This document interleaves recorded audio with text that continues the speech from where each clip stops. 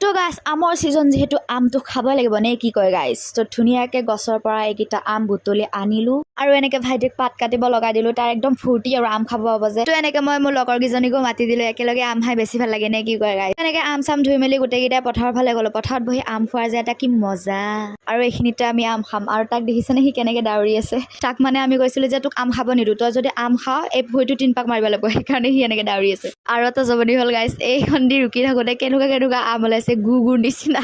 তো সেইকাৰণে তাক এখন বেলেগ চাহ আনিব দিলোঁ তো এইখনতে ধুনীয়াকৈ ৰুকা গৈছে হাও কাটি থকাৰ মাজতে এটা পাই গ'লোঁ কুলিপাদা আম তো গাইছ এইটো আমাৰ ফালে কুলিপাদা আম বুলি কয় আপোনালোকৰ ফালে কি বুলি কয় কমেণ্ট কৰি জনাবচোন এনেকৈ আহি গ'ল বিন বোলোৱা মেহমান গাইছ অলপ মানে আম আছিলে আৰু ভাগ কৰিব লাগিব এতিয়া